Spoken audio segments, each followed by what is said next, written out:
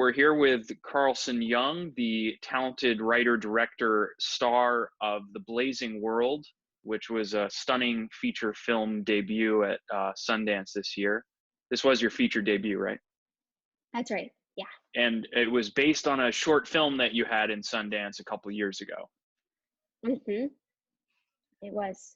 There's this line in the movie about where the dad is talking to you about being a ballerina and using your skills while you still have them before you live a life of regret.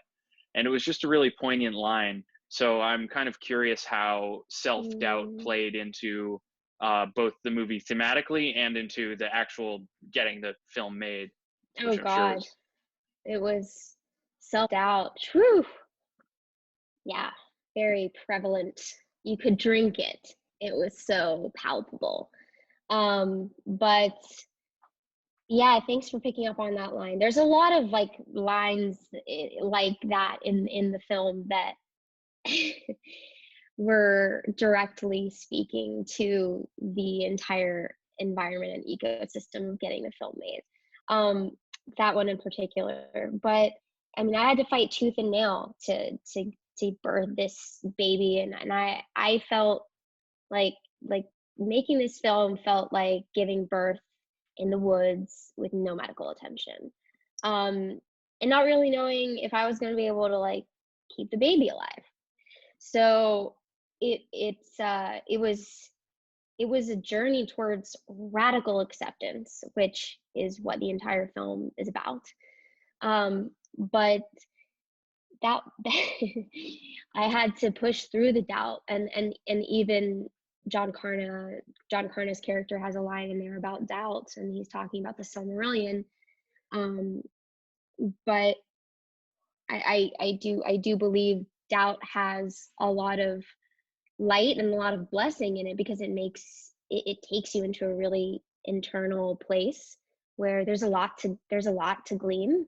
But at the same time, like, doubt eats you. It eats your soul. So I think you can kind of see that on screen. Yeah, definitely. It's a very introspective film. And it sounds kind of like making the film helped you to make the film in a weird. Yeah. It was this weird life imitating art. And then the pandemic came along. I mean, we went into pre-production at the beginning of March, and I had just gone to like this intensive healing trauma facility, and like I was super mentally healthy and like ready to direct the fuck out of this movie. And then it was just like, nope. And so a global pandemic, wow, did not see that coming. So we had to go back to the drawing board, and I took a look at the script and cracked it open and just rewrote a bunch of things, to take us out of the public and into a smaller, more contained environment. And in a lot of ways, I think that the claustrophobia of it lent itself to, the film for the better. So Can you talk about, I feel like there's sort of a contrast between how personal this project is to you and how introspective it is thematically versus the collaborative medium that is filmmaking. So what was it like taking something so far inside yourself and kind of getting all these other people to get behind it? Yeah. The more that I learned about trauma and how to heal from trauma, the more peace I got as an artist and as a filmmaker, that this story, or my story, could resonate with other people's stories, even though it is a very personal journey that the character Margaret is on. The universality of suffering is real, and the mother and the father wound are real, and early childhood trauma is real, because that is when your brain is developing. And so, I was really fascinated by the idea of this character retracing a broken neural pathway that is connected to her home and her family, and healing from that. And like, how do we repair what is broken from a place where our brain was developing in the first place.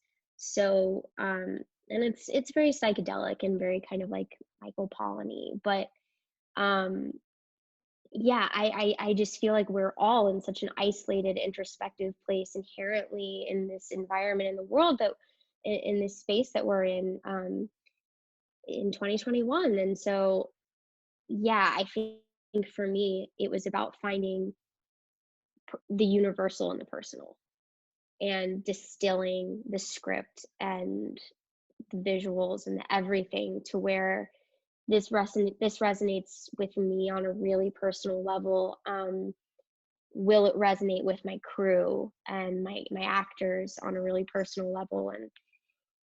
And I started day one of the shoot with, you know, I wanted to make something beautiful out of something really ugly, and everyone really could get down with that because everybody has their own trauma and their own experiences that are extremely nuanced and unique to them. But everybody can agree that we'd like to transform our pain. So that's kind of how I pitched it. And in terms of your collaboration, um, this feels like such a specific and singular vision. Uh, did you feel like because reframing trauma is so universal that you were also accepting a lot of new ideas or maybe compromises with your collaborators, or was it more set at the start? No, I what I did was I made a, you know, a pretty thorough style guide and energy maps for my actors, for myself, for the story. And so I had lots of different tools, like a little manifesto for people to kind of digest and go over. And then I just wanted to see their interpretation. You know, I was really excited to collaborate with our production designer and my DP Shane Kelly and you know, every department head and every actor on the film, because I told them very clearly what I was thinking, but I was way more interested in their interpretation of what I was thinking and their interpretation of the material. And I think you can see that, you know, I think like there's a lot of really cool things going on, and most of them are things that I was like, hey, what about this? And then they take that and run. So it was cool. Right. Yeah, it feels like a very complete and fully realized end product. So you imagine that everyone's kind of firing on all cylinders, the whole team. Yeah. Yeah, definitely. Thank you. So this was your original short that inspired the feature was from a dream you had, right? A recurring dream. Yeah. So was it this particular dream itself that struck you? I need to make a film, or is the subconscious something you've always paid a lot of attention to? It's something I've always not necessarily paid a lot of attention to, but it's always something that's been really intriguing to me. I've always been a lucid dreamer. Um, and I remember dreams very vividly because I can move through them and know that I'm dreaming. And so o- often I go, yeah, like if there's a scary part of the room in my dream, I'll go over to it and hop into that darkness because I know I'm dreaming and I feel safe to do so, which is probably a good and a bad thing. But um, Yeah, I that's an inception-like power to have. yeah, the biggest thing is your hands. Like just if you can look down at your hands in your dream, it's like you know, an initial rush, but then you have real you know, autonomy and over your dreamscape, and there's nothing you can't do. So that's really something I've always explored. I also have like a really insane insomnia. I can never ever sleep. So getting to sleep is like a big thing for me. um, but I can't even remember what the question was now. Well, you got to get more sleep, Carlson. I Um, know. I I was know. just kind of asking you about the subconscious because that was kind of the whole inspiration for the project. And Yeah.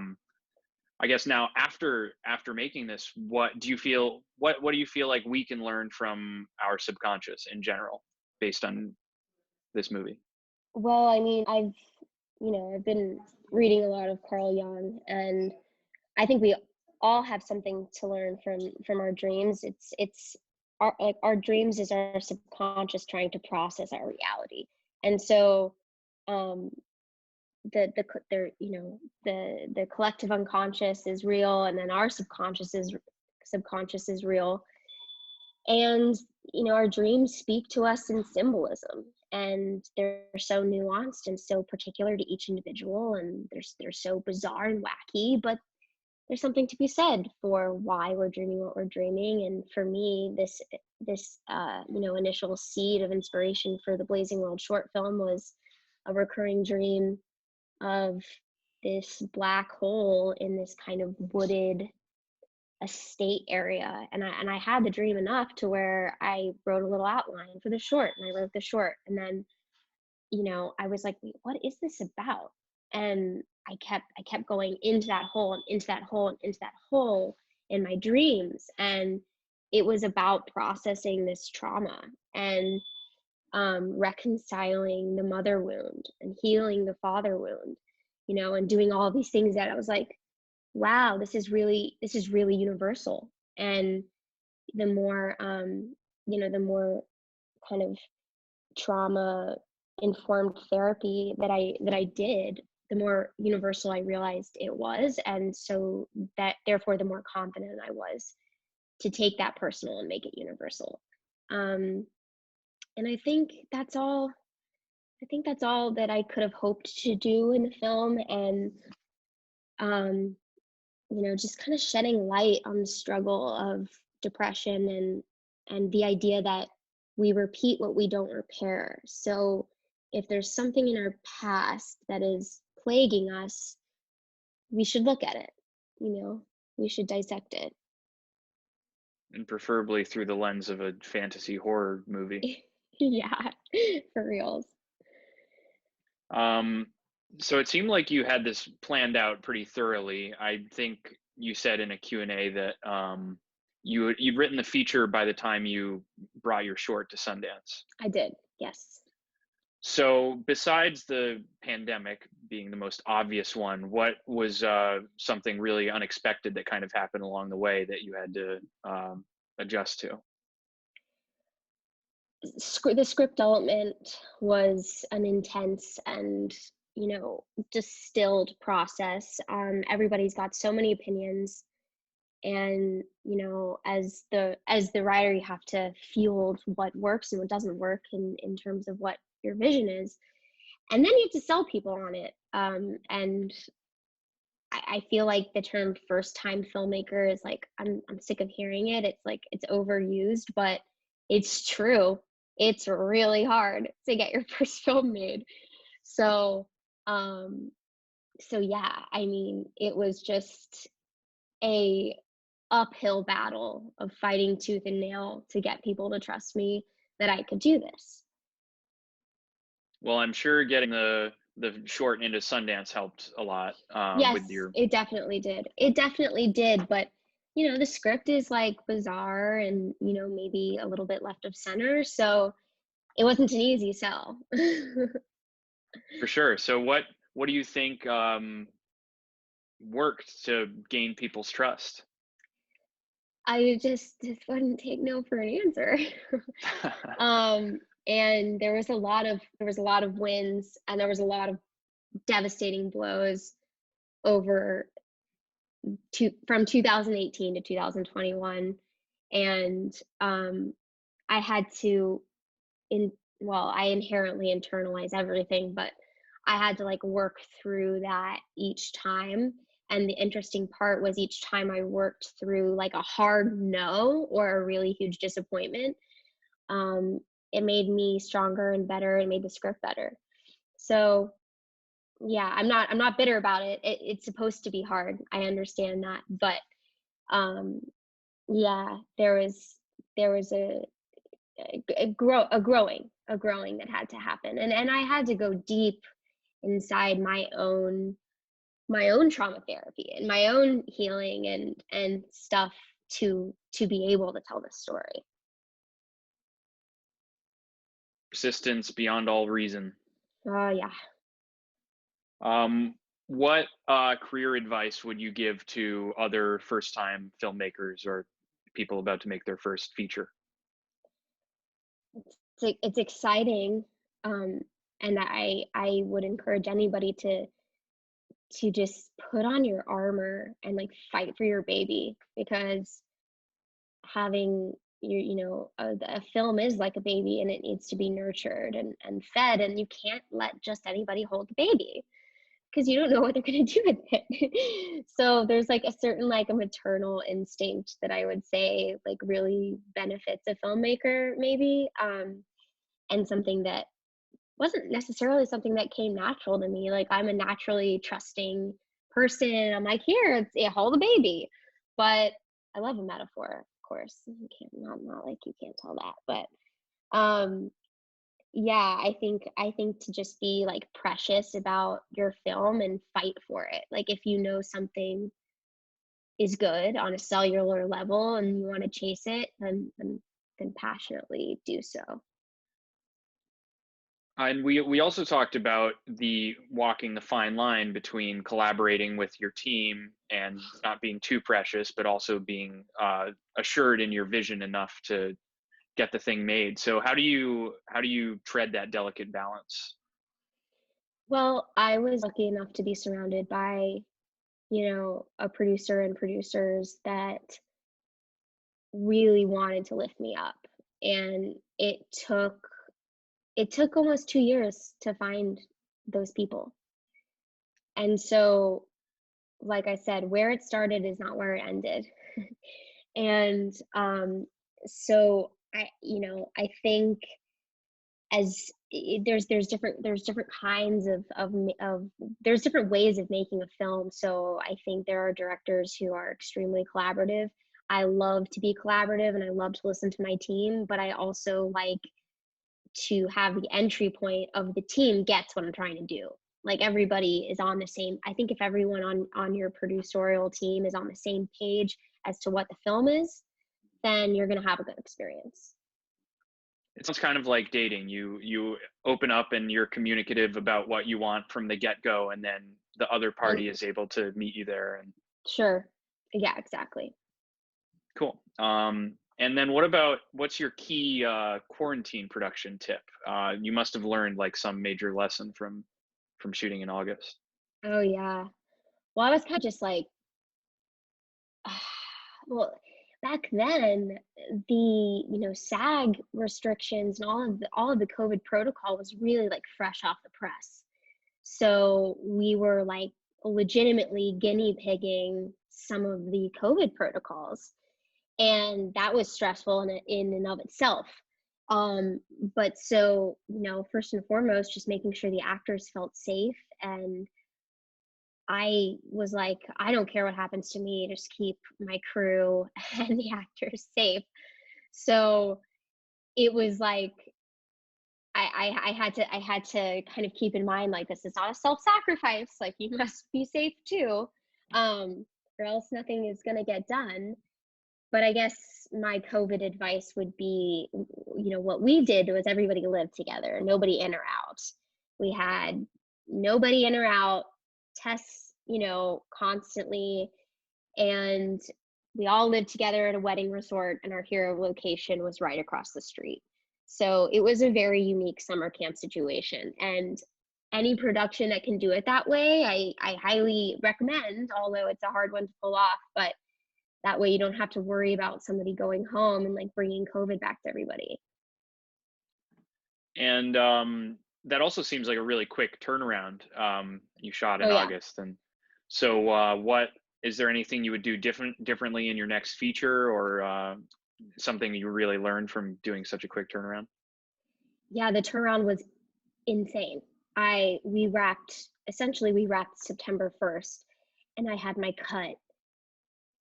rough cut into Sundance October 7th. So it was just like sleepless nights. And it made for, it was very like fresh instinct. Like this is like an instinct. So I think it helped it. I mean, it made the film really bold. It made it very, there's something sharp about it, which I think really is more than anything, the time in this condensed time that it was made in, and we had over 250 VFX shots, and we were like, oh my god, we have a month and a half to do that. Like, what, how are we going to do that? And we pulled it off. But I'm looking forward to making the next one with like 10% less stress. That would be nice. That's a noble goal, I think. Yeah. I know that you may not want to be explicit about the symbolism in this scene, but I'm just kind of curious if you could tell me more about the scene at the woods in the back of the bar, just because a lot of the dialogue kind of went over my head in that scene. Oh, sure. Do you mean with the tarot cards? Yeah, there's the tarot card reading, but also just the when the friends show up and they're gonna go on an acid trip, and then it like cuts away to you in the car with the guy you don't really like. Yeah. So what does Margot say? She says,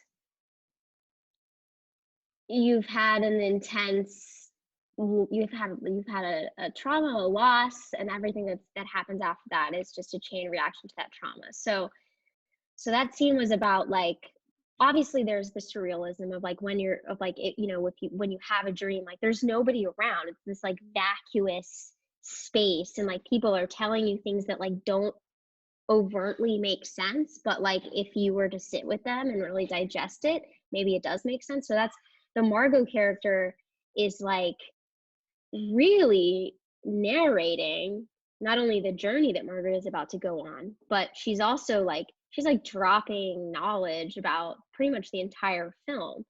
And so and it's true, like Margaret is in the bathtub and she's under the water and she's retracing the broken neural pathway of the initial trauma. So Margot, as like flamboyant, as like big as she comes off, is like, yeah, she's right. And then she says, you're gonna go on a trip, which is obviously, for a bit of foreshadowing for the rest of the film. But I feel like there's a lot of nonsense sprinkled in that scene as well. So it's hard to kind of decipher, who is telling the truth, or like what's important and what do I need to know right now and what don't I, which is like how dreams are. So I wanted to like kind of have that like chaos of like everyone's saying something different, and like what is Margaret supposed to pay attention to in that moment. So you're right to go to that scene. It's cool you put so much thought into it. It felt very Lynchian in the sense that my subconscious is still processing it. Oh, cool. Good. Sweet. Well, those are all my questions. Is there anything that you would like to share about the film or your experience that we didn't talk about? No. Let's see. What would I like to share about the film? I think I would just like to say, I know that, I understand that the film is polarizing, and I understand that, it's maybe not everybody's cup of tea, but I really wanted to explore depression and grief and suicidality, like through this visual hyper fantasy horror sprinkled in there kind of lens. And I feel like everybody is in a really introspective and isolated place just with the state of the world right now. So if nothing else, I feel like I just want to say that out of the suffering, the miracle and the light arises. So there's hope, and addressing your demons is like a really, really cathartic process. Amazing. Cool. Well, thanks so much for talking to me, Carlson. And, thank you so much, Dylan. I'm super excited to see what kind of project you do next. Thank you. Thanks so much. Hey, this is Eric from IONCINEMA.com. If you want to support us, subscribe below. For more reviews, interviews, film festival coverage from Sundance, Cannes, Toronto, you want to check out these guys on this side.